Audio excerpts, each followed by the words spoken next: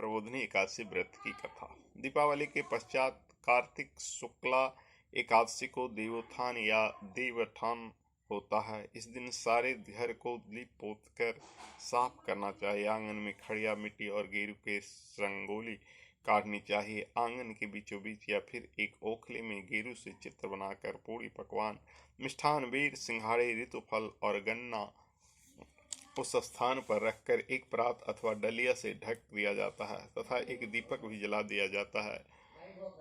गायत्री में परिवार के सभी सदस्य देवताओं की भगवान विष्णु सहित पूजा और भजन कीर्तन करते हैं। इसके साथ ही घड़ियाल बजाकर या थाली बजाकर इस प्रकार कहें: उठो देवा, बैठो देवा, आंगुरिया चटकाओ देवा। कुछ धार्मिक व्यक्ति देवोत्थान के दिन तुलसी और सालिग्राम के विवाह का आयोजन भी करते हैं। तुलसी के वृक्ष और सालिग्राम की यह शादी पूरे धूमधाम से उसी प्रकार की जाती है जिस प्रकार सामान्य कन्या का विवाह किया जाता है। जिन दंपतियों की कन्या नहीं है वे तुलसी का विवाह करके कन्यादान के पुण्य प्राप्त करें, यह शास्त्रों की आज्ञा है। अब सुनिए एकादशी व्रत की कथा इस प्रकार है। पहले भगवान विष्णु का ध्यान करें। ओम शांताकारं भुजंगशयनं पद्मनाभं सुरेशं विश्वाधारं गगन सदृशं मेघवर्णं शुभांगं लक्ष्मीकान्तं कमलनयनं योगविद्यानगम्यं वंदे विष्णुभवहरं सर्वलोकैकनाथं। बोल विष्णु भगवान की जय। हरिओम। नारद जी ने जगत पिता ब्रह्मा जी से पूछा, हे पितामह, कार्तिक के शुक्ल पक्ष की एकादशी को भगवान विष्णु 4 मास के शयन के पश्चात उठते हैं। इस एकादशी की क्या नाम, व्रत विधि तथा महत्व है, कृपा पूर्वक बतलाइए। ब्रह्मा जी बोले, हे देव ऋषि नारद, इस एकादशी का नाम प्रबोधिनी एकादशी है। सभी पापों को हरने और पुण्य एवं मुक्ति दायिनी इस प्रबोधिनी एकादशी की महिमा अनंत है। पृथ्वी पर गंगा के प्रवाहता और समुद्रों तथा तीर्थों का प्रभाव तभी तक रहता है जब तक कार्तिक की विष्णु प्रबोधिनी एकादशी की विधि नहीं आती। मनुष्य को जो फल 1000 अश्वमेध और 100 राजसूय यज्ञों से मिलता है वही प्रबोधिनी एकादशी के व्रत से मिलता है। नारद जी कहने लगे, एक समय भोजन करने, रात्रि को भोजन करने तथा पूरे उपवास करने से क्या फल मिलता है, सो मुझको बतलाइए। ब्रह्मा जी बोले, हे पुत्र नारद, एक बार भोजन करने से 1 जन्म और रात्रि में भोजन करने से 2 जन्मों तथा पूरे दिन उपवास करने से 7 जन्मों के पाप नष्ट हो जाते हैं।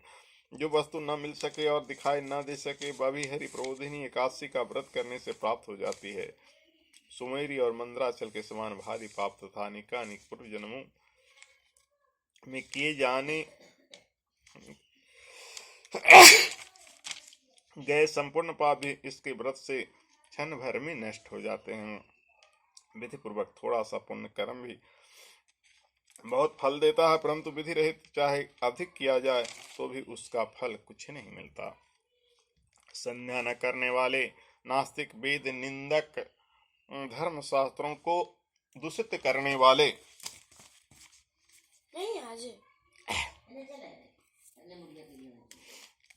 पाप कर्मों से रत, धोखा देने वाले, ये सब चंडाल के समान हैं। जो विधवा अथवा ब्राह्मणी का भोग करता है उसका कुल नष्ट हो जाता है, पर स्त्रीगामी के संतान नहीं होती और उसके पूर्व जन्म के संचित श्रेष्ठ कर्म भी नष्ट हो जाते हैं। जो गुरु और ब्राह्मणों से अहंकार युक्त बात करता है वह भी धन और संतान से हीन होता है।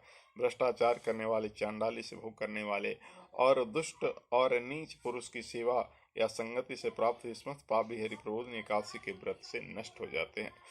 हे नारद, जो मनुष्य अपने मन में हरि प्रबोधिनी एकादशी व्रत करने का संकल्प मात्र करते हैं उसके 100 जन्मों के पाप नष्ट होता है। जो रात्रि जागरण करते हैं उनकी आने वाली 10,000 पीढ़ियां स्वर्ग में जाती है। वे नरक के दुखों से छूटकर प्रसन्नता के साथ विष्णु लोक को जाते हैं। ब्रह्म इत्यादि जैसे पाप भी इस व्रत के प्रभाव से नष्ट हो जाते हैं। जो फल समस्त तीर्थ में स्नान करने से प्राप्त होता वही पुण्य इस एकादशी को रात्रि जागरण करने से प्राप्त होता है। उसी मनुष्य को जीवन सफल है जिसने इस एकादशी का व्रत किया है। ब्रह्मा जी के ने आगे कहा, इस संसार में जितने भी तीर्थ हैं उन सब के स्नान दान आदि का फल इस व्रत में मिलता है। अतः सब कर्मों को त्याग कर भगवान के प्रश्नार्थ कार्तिक शुक्ला हरि प्रबोधिनी एकादशी का व्रत सभी को करना चाहिए। वही ज्ञानी तपस्वी तथा जितेंद्रिय है और उसी को भोग तथा मोक्ष प्राप्त होता है। जो हरि प्रबोधिनी का एकादशी व्रत करता है, जिसने एक बार भी इसका व्रत किया है, वही मोक्ष का अधिकारी हो जाता है। मन कर्म वचन तीनों प्रकार के पास इस रात्रि को केवल जागरण मात्र से नष्ट हो जाते हैं। हरि प्रबोधिनी के दिन जो मनुष्य भगवान के प्रसाद स्नान दान यज्ञ आदि करते हैं वे अक्षय पुण्य को प्राप्त होते हैं। इस एकादशी का व्रत करने से मात्र से मनुष्य के बचपन यौवन तथा वृद्धावस्था में किए गए संपूर्ण पाप नष्ट हो जाते हैं। इस रात्रि में जागरण करने का फल चंद्र ग्रहण अथवा सूर्य ग्रहण के समय पुष्कर में स्नान करने से 1000 गुना अधिक है। जो मनुष्य प्रबोधिनी एकादशी का व्रत नहीं करता उसके सब पुण्य व्यर्थ हैं। अतः ही नारद, तुमको भी विधि पूर्वक यत्न के साथ इस व्रत को अवश्य करना चाहिए। कार्तिक के पूरे मास में धर्म प्रायण होकर जो व्यक्ति अन्न नहीं खाते उसे चांद्रायन व्रत का फल मिलता है। हे देव ऋषि नारद, अब मैं तुमसे एक अत्यंत गूढ़ रहस्य की बात करता हूँ। कार्तिक मास में भगवान दान आदि से उतने प्रसन्न नहीं होते जितने सदापूर्वक शास्त्रों की कथा सुनने से होते। कार्तिक मास में जो भगवान विष्णु की कथा का एक या आधा श्लोक भी पढ़ते हैं, सुनते या सुनाते हैं, उनको 100 गायों के दान का फल मिलता है।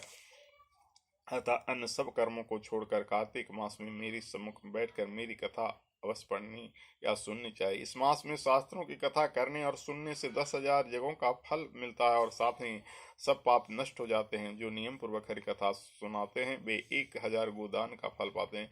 विष्णु के जागने के दिन जो भगवान की कथा सुनाते हैं वे 7 द्वीपों समेत पृथ्वी के दान करने से फल पाते हैं। जो मनुष्य भगवान की कथा सुनने के पश्चात वाचक को अपनी सामर्थ्य अनुसार दक्षिणा देते हैं उनको सनातन लोक मिलता है। ब्रह्मा जी के वचन सुनकर नारद जी ने कहा, हे भगवान, हरि प्रबोधिनी एकादशी के व्रत की विधि तथा महात्म विस्तार पूर्वक समझा कर कहे। ब्रह्मा जी कहने लगे, ब्रह्म मुहूर्त में 2 घड़ी रात्रि शेष रहते उठकर शौच आदि से निवृत्त होकर दंड दावन आदि करके नदी तालाब कुआं बावड़ी या घर में जैसा भी संभव हो स्नान आदि करे, फिर भगवान की पूजा करके कथा सुने और व्रत के सभी नियम ग्रहण करे।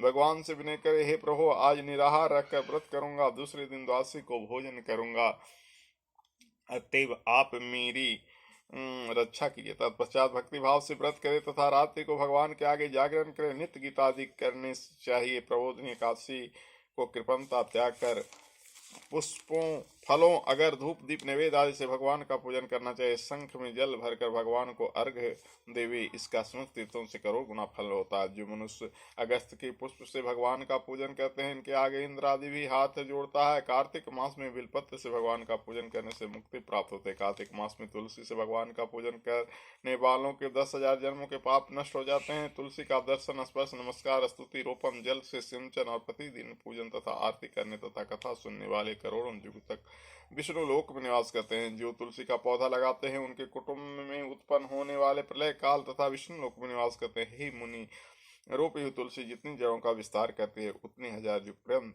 तुलसी रोपण करने वाले के सुकृत का विस्तार होता है। जिस मनुष्य की रोपण की हुई तुलसी की जितनी शाखा प्रशाखा बीज और फल पृथ्वी में बढ़ते हैं उतनी ही कुल 2000 कल्प तक विष्णु लोक में निवास करते हैं। हरि पूजा में पुष्पों के महत्व का वर्णन करते ब्रह्मा जी ने कहा, हे वत्स, जो कदम के पुष्पों से विष्णु का पूजन करते हैं वे कभी यमराज के दर्शन नहीं करते हैं। गुलाब के पुष्पों से भगवान का पूजन करने वाले को मुक्ति प्राप्त होती है। जो अकुल और अशोक के फूलों से भगवान का पूजन करते हैं वे सूर्य और चंद्रमा के रहने तथा किसी प्रकार का शोक नहीं पाते। जो मनुष्य सफेद या लाल कनेर के फूलों से भगवान का पूजन करते हैं उन पर भगवान अत्यंत प्रसन्न रहते हैं। जो करोड़ों गौओं के दान का फल पाते हैं। जो दूब के अंकुरों से भगवान का पूजा करते हैं उन्हें 100 गुना फल प्राप्त होता है। जो सम्मी के पत्र से अथवा चंपा के फूलों से भगवान का पूजन करते हैं वे मनुष्य फिर संसार में नहीं आते।